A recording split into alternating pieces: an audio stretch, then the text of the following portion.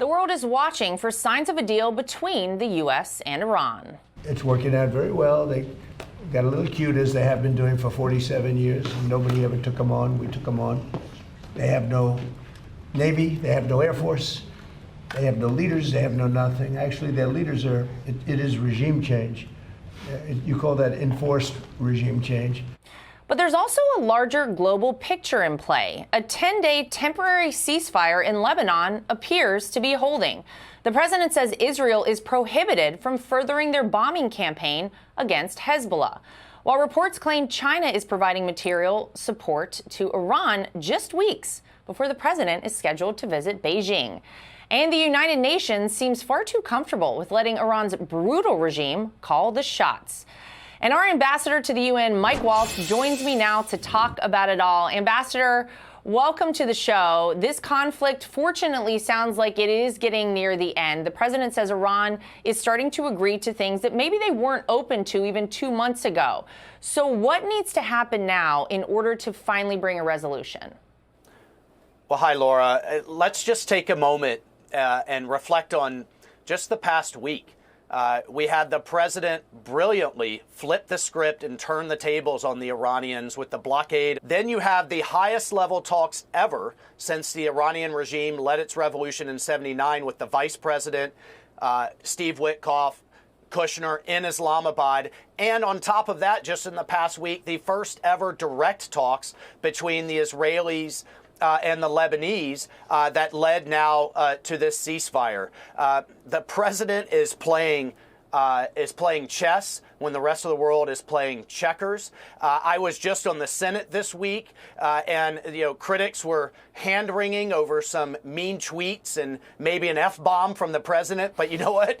What do you say to a regime that is yelling death to America at every turn? And you know what? It worked. It got them back to the table. So look, going forward, the conversations and the negotiations are ongoing. The president has made his red lines very clear. He's also made it very clear that he'll back our diplomacy, he'll back our diplomats with force, with the great U.S. military that he rebuilt in his first term.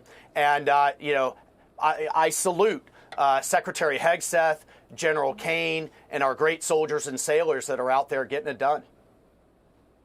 Yeah, I love that you say that the president is playing chess. It is absolutely the truth. And he's also making life very uncomfortable for the Iranians. And that is going to hopefully propel us towards a solution here. And I will say this, though, despite that apparent progress, you have this barbaric regime which is planning to execute a woman. Her name is Bida Hamadi, who they accuse of operational action for the hostile government of the United States after anti-regime demonstrations that we all saw back in January. She is one, Ambassador, of 1,600 people sentenced to death in Iran.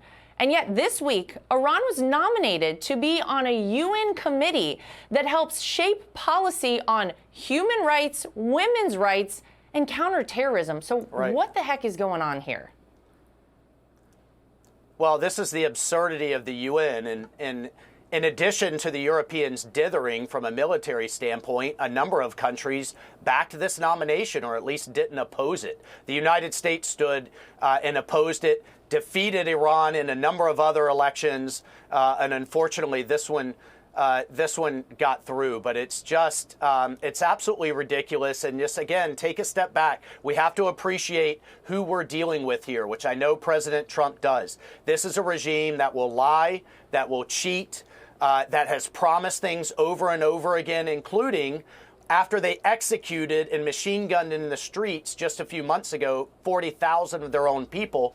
They promised no executions. What have they done? They've executed some of these protesters to the tune of a person per day just in the last few months. This is a brutal genocidal regime, and this is why President Trump is doing the world and doing future generations a true service, a historic service, by preventing them from ever having a nuclear weapon.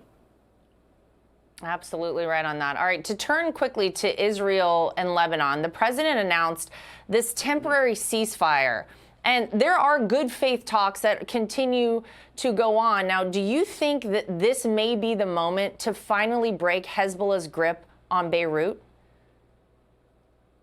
This is the best moment I think, in modern history to break, the Iranian-backed Hezbollah terrorists' grip on Lebanon. You have a former general of the Lebanese armed forces, now the president, who's trying to do the right thing. You have the other politics align. You have Israel taking it militarily to Hezbollah. They have been on their back foot since and largely defeated, not out, but down, since the pager and beeper operation. And oh, by the way, because of our great work in Syria, the Assad regime, also backed by Iran, is gone and going to a better place. And of course, the U.S. military has been hitting Iran directly. So this is the best chance in our lifetime to finally rid Lebanon of the cancer that is Hezbollah, that's not only attacked Israel over and over again, has sown chaos all over the world, including in our own hemisphere.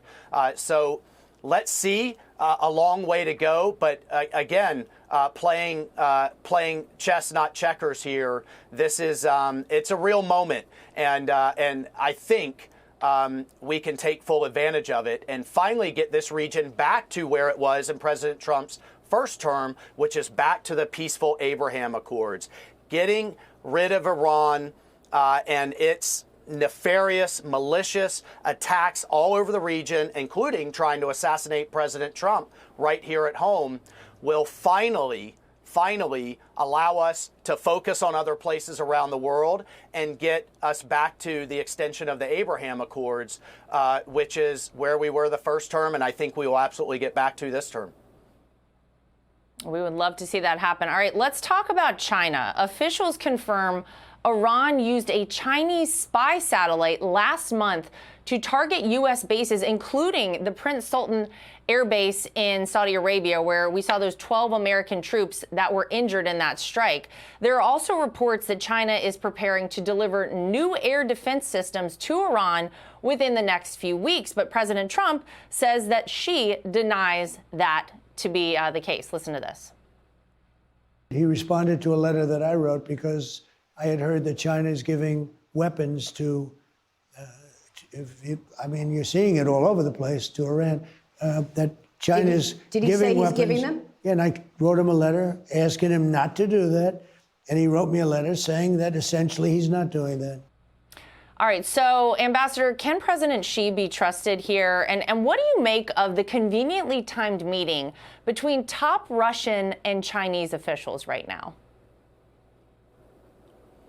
Well, look, the president is heading over there. I expect the Chinese they know President Trump says what he means and means what he says, and that they will take him very seriously when he says, do not do this, choose wisely, to the Chinese leadership. And not just him. It's also the Gulf Arabs saying, you better side with us and not with this failing regime in Iran. I think all of those things are in play, Laura, but only with President Trump's leadership in these relationships around the world could he even pick up the phone and say, knock it off.